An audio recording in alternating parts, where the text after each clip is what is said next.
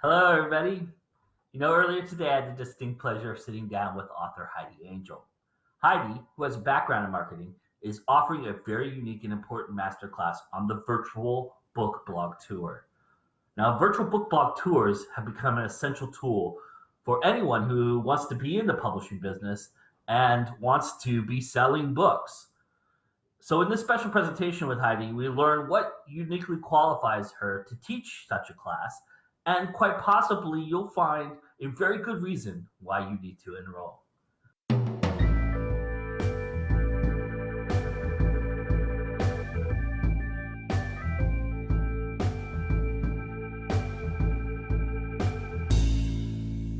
Heidi, tell everybody what you're doing and what the class is about. Absolutely. So I am offering a masterclass that is to maximize your virtual book tour. And it is January 22nd through January 28th. And the class is primarily emails with examples, and it takes you from those who don't know what a book tour is and why they should do one, all the way through to advanced techniques for tracking and for moving people from the top of your sales funnel, which is introducing them to your book, down to becoming rabid fans that follow you on social media and connect with you through your email and become supporters throughout the series. So what qualifies you to teach this master class? Tell us about your background. Okay, so I have been publishing for going on 6 years now. I've done indie publishing the whole time, and I have done book tours from the very beginning. On top of that, I have a bachelor's degree in marketing. So I kind of get the deeper meaning behind everything. What book tour offer you that other marketing doesn't? Marketing, there's 3 types that everything gets encompassed into, and that's earned, paid, and owned. So, for example, this channel for you is an owned channel, and you offer people earned exposure on your channel. And so people who are seeing my interview with you are more likely to trust me because you trust me. Mm-hmm. So that's earned. And then, of course, with paid, which is anytime that you pay, but in sales terms, when you have owned social media or sales channels, then that's the most trusted. Earned gets a little bit more trust, because it's just like when you're looking at what book to read next, you're more likely to trust what your friend says than what you saw on TV. You're also more likely to trust an author that you already love. So an author you already love would be owned. A friend's recommendation would be earned. And then an advertisement on television would be the very bottom of the sales funnel. So when you're doing Facebook ads and things like that, you're at the very bottom of the sales funnel. With a book tour, you're getting stops on owned channels that provide you earned exposure. And so you're more likely to get a result from that than you are from paid. What do you think is a good time to do a tour? When do you think you should be approaching this idea? I don't think there isn't a time when you should be doing a tour. The reality is that the more often you do tours, the better your SEO will be for your book. When you Google clear, just the word clear, I come up for the Clear Angel Chronicles. And that's because I do tours for the Clear Angel Chronicles all the time. The last book was released a year and a half ago, 2 years ago, but I still come up top in SEO. But I do think that for book release tours, I think that is an absolute must. Every author should be doing a book release tour. You should start planning your book release tour 3 months before the book comes out. Possibly even longer, depending on how much time you have available. But you should be contacting book reviewers 3 months before the book releases, and you should have an ARC copy available. For those that don't know, an ARC is an advanced reader copy. Most reviewers accept e-copies for that. Some do request paperbacks for that. But the reason that you do that is, one, they're more likely to, so book reviewers are famous because they are the first resource to their readers for good books. And although they do love to find new good books, they prefer to find brand new good books. And being the first one to review a book is huge for them. But a lot of them, especially as indie publishing has become so much more popular, and especially the more established bloggers, which are the ones you really want to get on, a lot of them have waiting lists that are 6 to 8 weeks long, because it takes time to read books. And most of these people this isn't their day job. This is a side job. So you need to show respect for their time and give them plenty of time to finish up the previous book they were reading before they're doing your book too. I don't just do blog tour stops, which a lot of people, and especially if you're buying a blog tour, that's what you're going to get. A lot of these virtual book tour companies, I'm not saying that they're not all legitimate, but a lot of them aren't. They use unvetted resources because what you pay for isn't a quality stop, it's just a stop. You don't know how many people are actually viewing that person's channel. You don't know how many people are subscribed. You don't know how many are random viewers. And that's kind of a relevant point, because just because a blog gets 25,000 stops a day doesn't mean they're quality stops. It just means that that blogger is good at SEO.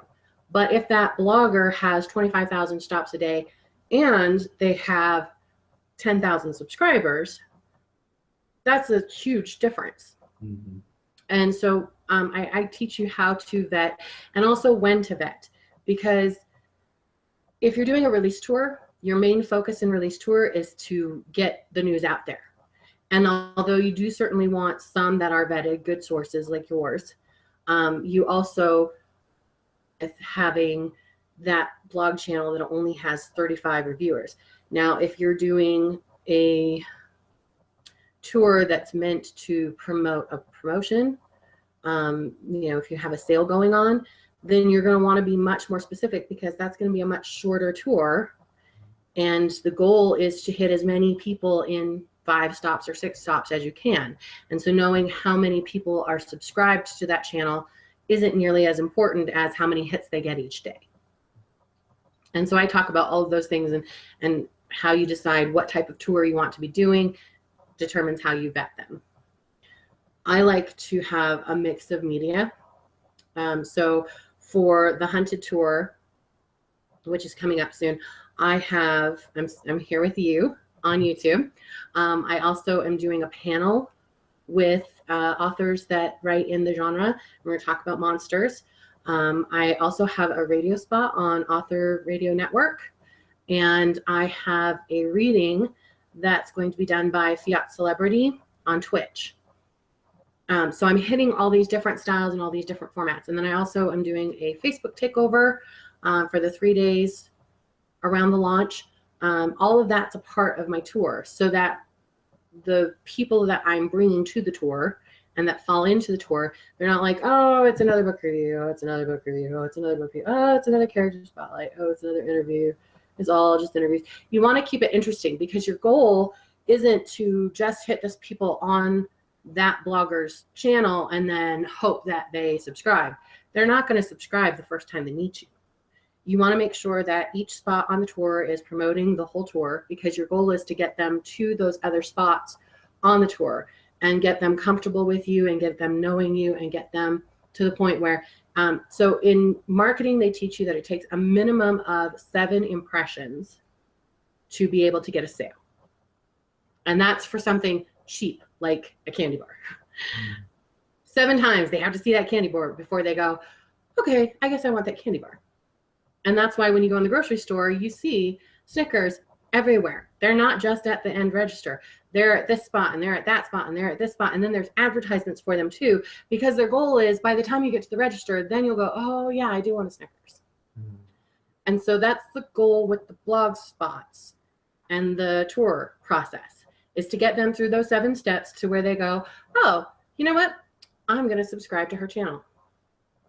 I'm going to get the book while it's discounted before it goes up for the regular price when it releases. I'm going to go ahead and get that spot in.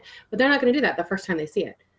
It'll take 7 times of them seeing that. And so you don't want just 7 stops on your tour either. Can indie small presses engage in your masterclass as well? And do you show them how to go to their small press and do this as well? Yeah, anybody can take the class, traditionally published, indie published, it doesn't matter. Y'all should be doing tours. And absolutely, publishers, I provide a lot of resources that you can then pass on to your authors to be able to build out, or if you do the building yourself, that's even more awesome. Part of the package is that you get my list of over 1,000 contacts to be able to build blogs. And that list is constantly updated because I'm constantly updating it, doing my own tours. And when you subscribe or when you join the class, you become a part of the class community forever. And so every time that I update that information, you'll be receiving the updated list too. Because the reality is that bloggers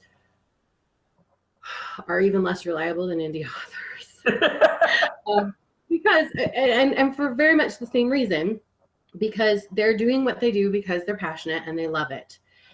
And as they have time, they continue to do it. If they don't feel like they're getting enough subscribers, if they don't feel like there's enough engagement, if they don't feel like it's happening as fast as they want, a lot of them quit. And so, you know, blogs that I just last year talked to for my tour for the Health School series are already defunct blogs. They're not happening anymore. And so having that list constantly updated, constantly being used is huge. On top of that, I also provide a list of great tutorial resources. A lot of indie presses, they provide the websites for their authors. I talk about tools that should be on the website so that you can track the traffic when you're doing the blog tour, because at the end of the day, you're not tracking sales. So you have to be tracking something. Otherwise, you're just throwing stuff at the wall and seeing what sticks. And we all know, especially as indie publishers, you don't have the budget to do that. You don't have the man hours. You don't have the emotional time to invest in that form of marketing. So being able to track your results and then also being able to proactively promote those results so that you get that positive reinforcement. I talk about how to use Rafflecopter. I talk about promote. I talk about head talkers, thunderclap. I talk about Google Analytics and how to utilize Google Analytics to be able to track the results from your blog tour. One of the things I see most frequently, huge mistake, when you're doing a blog tour, you drive your traffic immediately to Amazon. How do you track that? How do you know how many clicks you got from that? You can't. It's not physically possible. Amazon will provide you that information. And for a good reason. There are 2 ways that you can get around that. One is driving them directly to your website and then having the Amazon buy link right there for them to click on. And then you can see not only how much comes in, but how much also goes out. Or 2, becoming an Amazon associate, which is a great resource because 1, every time somebody clicks through and buys your book, you get money back on top of them buying your book. Also, as an Amazon associate, you can track your buy links. And so you can track that information. I don't utilize that resource myself because I do book reviews on my blog. And so if I'm utilizing that, then they'll take down my book reviews from Amazon. And I don't want that for authors. To me, it's not worth the 10 cents that I make on a book to take those reviews away from authors. So, but a lot of book bloggers use it. And so that's the other risk you run into is when you're doing your tour, if you don't provide them links, they're going to use their own. And then you can't track it. So being able to make sure that you're tracking that information, doing a Rafflecopter so that you can track people that are entering into the competition, what you should offer in a Rafflecopter. Hint, not the book you're promoting. They might have a chance of winning it. Why would they ever buy it? Yeah. But a lot of people, that's what they sell. They hey, win a chance to get this in paperback. And then they go, oh, why didn't I sell any ebooks during this thing? Because they were hoping to win the paperback. What tools do you want them to come into your class with? So with the class, you don't have to have any tools. You can be at the basic level, because it really is from basic, what is a blog tour, all the way to the advanced. And I will give you tips and tools for everything. Now, if you have all that stuff, great. The only thing is right now I am offering everything through Google Docs. So you need to have a Gmail address for it to share nicely. I had issues last class with it not sharing nicely. But other than that, you don't have to be a part of anything, because we do the class right there in Google. And then it's mostly emails through, I'm providing the different materials as you go along. And then you also get added to my website forum so that you can engage with other students that are taking the course. You also continue to have that after the class, so you can come in and brainstorm with past students about ideas for your own blog tour when you're done with that, and kind of discuss new tools and new ideas of what you want to do for blog tours. And at the end, Saturday and Sunday, I will offer 2 Ask the Angel opportunities where we'll do a YouTube channel chat that is private, so you don't have to worry about everybody being able to see it. But I do it on YouTube, and then I share the link so that you guys have that for continued viewing and review. So tell everybody where they can go to this class and where they can sign up and everything. Absolutely. So it is on my website, Angels for Authors.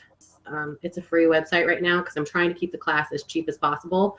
That's why I'm using all these free resources, because I did want it to be affordable to authors.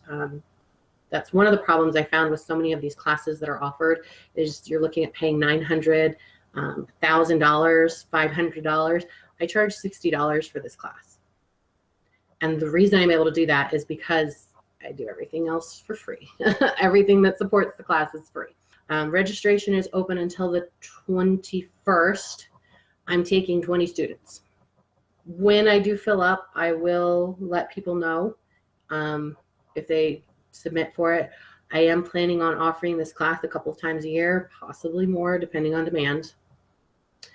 So if we do fill up and you don't get a spot, depending on how many fall over, we'll look at doing it in February or March.